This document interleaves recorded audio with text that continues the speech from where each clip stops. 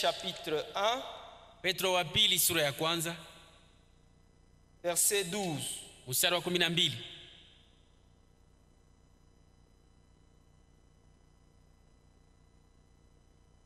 Voilà pourquoi je prendrai soin de vous rappeler ces choses, Tazama njoo kwa maana nitaangaikia sana kumikumbusha hivi vitu, bien que vous les sachiez et que vous soyez affermis dans la vérité présente. hata kama mnaijua mupate kuwa imara muukweli wa leo. Un chrétien, c'est quelqu'un qui a de l'assurance sur les choses qu'il croit. Mukristo ni mtu leko na hakikisho mubitu bila naamini. La foi elle-même, elle se définit comme une ferme assurance. Imani yenyewe inajifasiria kwa kama vile hakikisho imara.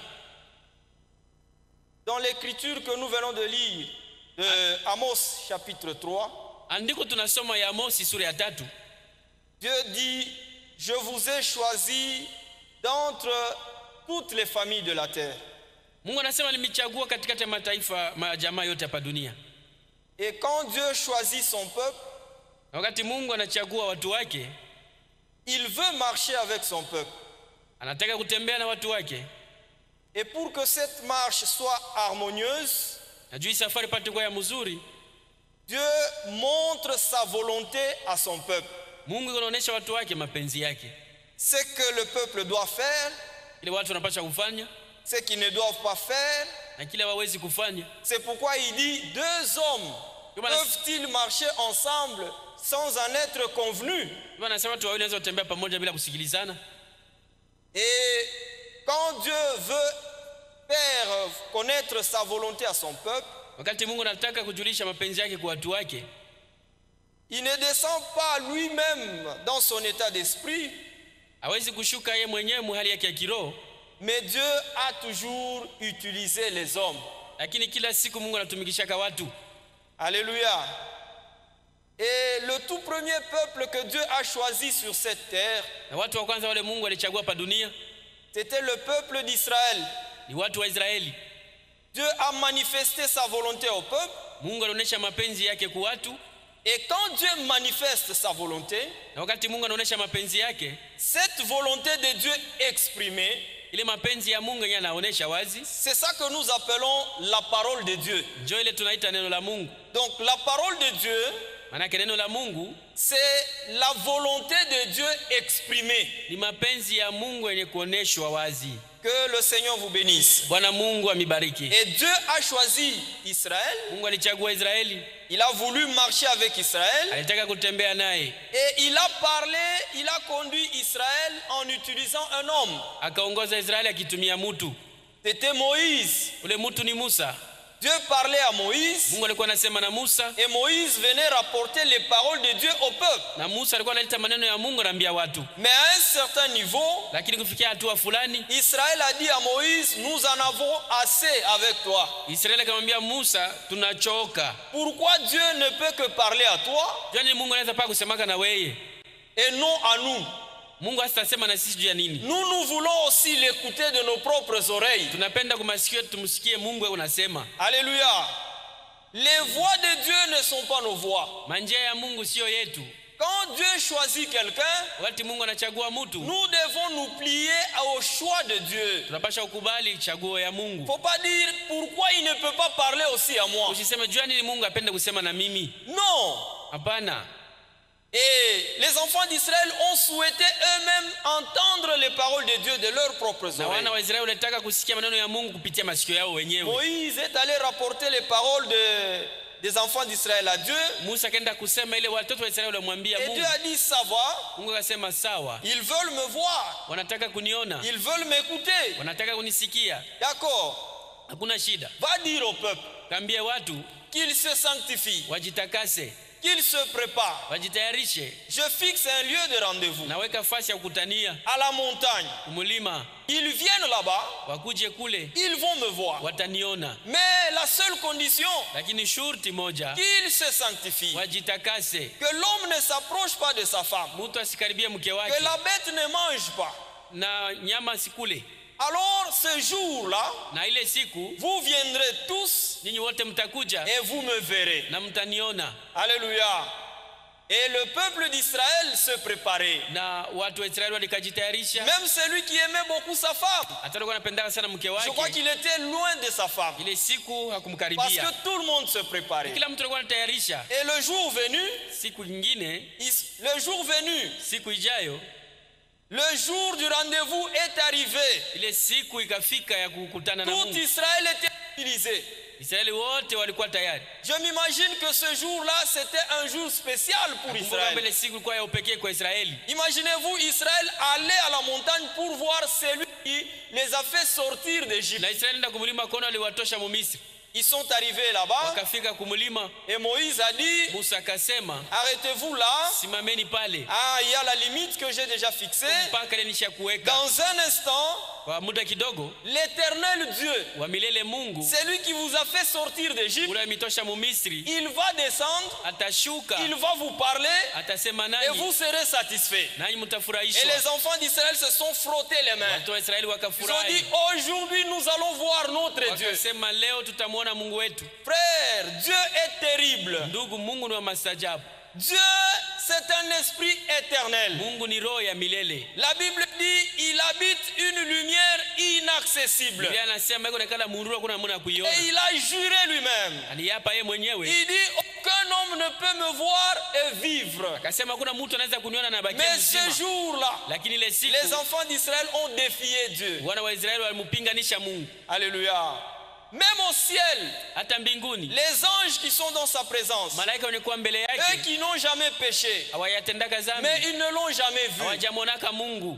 C'est pourquoi, Ndio kwa sababu même quand il a quitté le trône hata wakati alitoka kukiti cha pour enzi venir accomplir l'œuvre de la rédemption, kutimiza kazi ya ukombozi, aucun ange ne l'avait vu. hakuna malaika hata mwalimonaka. La preuve, c'est que lorsqu'il est rentré, Hakikisho ni kusema wakati alirudia, ils ont entendu seulement quelqu'un frapper de l'extérieur walisikia tu mtu unapiga hodi et nje, qui demandait aux portes de s'ouvrir. akaanza sema milango Et ils ifunguke. ont commencé à poser la question, qui veut entrer? Wakauliza nani anataka kuingia? Voyez frère, Unaona wa ndugu, personne n'a jamais vu Dieu. mtu hata mmoja hajamonaka Mais Mungu, Israël voulait le voir. lakini Israeli anataka kumwona Mungu. Et ils sont arrivés là. Wakafika kule, Et avant que Dieu lui-même ne descende, mbele ya Mungu kushuka, la gloire de Dieu, utukufu ya Mungu elle a rempli la montagne. ikajaza mlima, La montagne a bougé. mlima ukatingizika. Là où ils étaient debout, Pale walikuwa wenye ils ont kusimama, commencé à trembler. wakaanza Il y kutetemeka, avait des tonnerres. kulikuwa Il y mingurumo, avait des éclairs. kulikuwa Frère, miale ya moto, notre Dieu est un feu dévorant. umeme. Ndugu, Mungu wetu ni moto Israël a lao. dit non, non, non, non, non, non, Moïse. Israeli akasema hapana, hapana Dis à Musa, Dieu, nous mwambie ne pouvons pas Mungu, supporter. hatuwezi Il kuvumilia, rentre seulement. arudie tu. Alors que lui-même n'était même pas encore là. Japo Mungu alikuwa yafika hata, Il rentre Mungu seulement, arudie tu, qu'il te parle. aseme na Et wewe, toi, tu viendras nous na parler. utaka kutuambia. Alors Dieu a dit, Sasa Mungu vous avez akasema, maintenant compris sasa mnaelewa pourquoi je ne veux pas descendre moi-même vous parler. jani, sitaki kushuka Je mwenye kusema choisis nani, toujours les hommes. natafuta watu kila siku, nachagua. Désormais, Tangia leo je choisirai toujours les hommes nitachagua watu kila et siku, les hommes vous parleront. na watu watasema nani, Celui qui va les écouter, unatawasikia wao, il m'a écouté aussi. ananisikia mimi. Alléluia. Et dans l'Ancien Testament, Na mwagano la kale Dieu a utilisé les hommes. Mungu alitumikisha watu, Il a utilisé les sacrificateurs. alitumikisha makuhani, Il a utilisé les Lévites. alitumia Walawi, Il a utilisé les juges. alitumia wamzi, Il a utilisé les rois. akatumia wafalme, Et il a utilisé aussi les prophètes. pia manabii. Nous pouvons le lire dans Deutéronome chapitre 17. Tunaweza kusoma Kumbukumbu la Torati sura ya 17. Je ne sais pas si jusque-là nous sommes ensemble. Sijui kama tunasikilizana. Deutéronome 17. Kumbukumbu la Torati 17. Nous prenons le verset 8. Tunapewa mstari wa 8.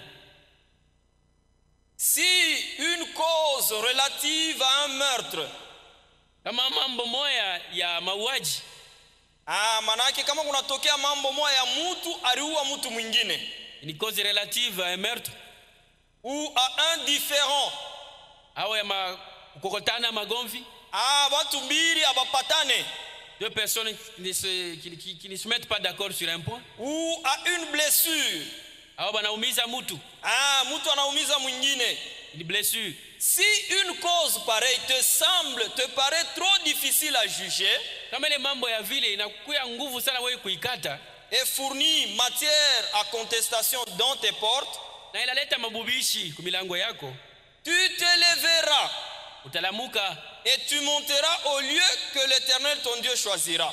Utapanda fasi la milele Mungu wako atakuchagulia. Tu iras vers les sacrificateurs, Utenda kwa kuhani, les Lévites, kwa Walawi, et vers celui qui remplira alors les fonctions de juge. na kwa ule mwenye atafanya ile kazi ya mwamzi. Tu les consulteras Nenda kumuuliza, et ils te feront connaître la sentence. na wao watakujulisha kukata ile mambo. Verset 12. 12. L'homme qui, par orgueil, n'écoutera pas le sacrificateur placé là pour servir l'Éternel ton Dieu, Na mtu wa kiburi hata msikia ule nabii wataweka pale, mkuhani wataweka pale juu kusaidia kutumikia wa milele Mungu wako, ou qui n'écoutera pas le juge, au hata msikia mwamzi, cet homme sera puni de mort. ule mtu malipizi yake ni kufa. Tu ôteras ainsi le mal du milieu d'Israël. Ndio vile utatosha ubaya katikati ya Israeli. Et au verset 14, Na mstari wa 14, lorsque tu seras entré dans le pays que l'Éternel ton Dieu te donne, wakati utaingia mwinchi la milele Mungu wako anakupatia, lorsque tu le posséderas, wakati utaibeba ile nchi, que tu y auras établi ta demeure, na utaiweka makao yako, et que tu diras, na utasema, je veux mettre un roi sur moi, nataka kuweka mfalme anitawale comme toutes les nations qui m'entourent. sama taifa yote ni kunizunguka. Tu mettras sur toi un roi que choisira l'Éternel ton Dieu. Utaweka juu yako mfalme wa milele Mungu wako Vous atamchagua. voyez les ministères que Dieu a utilisés dans l'Ancien Unaona Testament. mahuduma ile Mungu alitumia mwagano la kale, Tous étaient au service de Dieu. wote walikuwa wanamtumikia Mungu.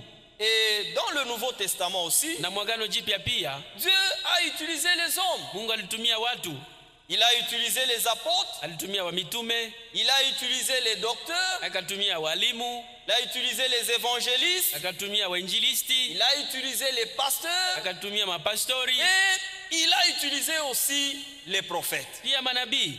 Et nous lisons cela dans Ephésiens chapitre 4. Na tunasoma mu Efeso sura ya 4, C'est déjà dans le Nouveau Testament. ni mwagano jipya. Ephésiens chapitre 4. Wa Efeso sura ya 4,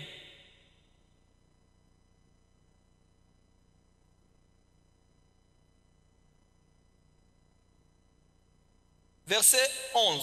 Mstari Pour wa gagner, 11. pour gagner du temps, on lit directement verset 11. C'est une écriture que nous connaissons tous. mstari wa 11 tu ni andiko tunaelewa si wote. Et il a donné les uns comme apôtres, Na akafanya wengine kama vile mitume, les autres comme prophètes, na wengine kama manabii, les autres comme évangélistes, na wengine kama wainjilisti, les autres comme pasteurs Wengine- et docteurs. kama pastori, na wengine kama Là, ce sont walimu. les ministères que Dieu a utilisés dans le Nouveau Ni Testament mahuduma ile Mungu alitumia mwagano pour jipya conduire son peuple. juu ya kuongoza watu wake. Mais quand vous regardez dans toutes les deux écritures que nous venons de lire, Ukiangalia maandiko yote mbili tunatoka mkusoma, lorsque vous observez bien ukitazama mzuri dans l'Ancien Testament mwagano la kale et dans le Nouveau Testament, na mwagano jipya, vous allez remarquer que les ministères ont changé. utaona kama mautumishi ilibadilika, Mais il y a un seul ministère qui n'a pas changé. lakini na utumishi moja tu ndio ya kubadilika. Ce ministère apparaît et dans l'Ancien et dans le Nouveau Testament. Ile inaonekana mwagano la kale na agano jipya, Eh bien, c'est le ministère de prophète. ni utumishi ya nabii. Pourquoi ce ministère n'a pas changé? Jani ile utumishi ya kubadilika, Pourquoi Dieu a changé les autres ministères, jani Mungu alibadilisha mahuduma ingine, mais il a laissé intact le ministère de prophète? lakini huduma ya manabii ilibakia vile La vile. réponse est simple. Jibu ni C'est nyepesi, tout simplement parce que dans toutes les dispensations, la parole de Dieu vient et elle vient toujours au prophète. ni kwa sababu katika nyakati zote neno ya Mungu unakuya na kunakuya Que kila le siku Seigneur vous manabii. bénisse. Bwana Mungu ambariki. Dieu, Mungu quand il veut parler, wakati anataka kusema, il prend sa parole, hebu nabeba neno lake, il regarde tout le monde, anaangalia kila mtu, mais il ne prend pas tout le monde. lakini habebi kila mtu. Il prend sa parole, Anabeba neno lake, il la donne au prophète.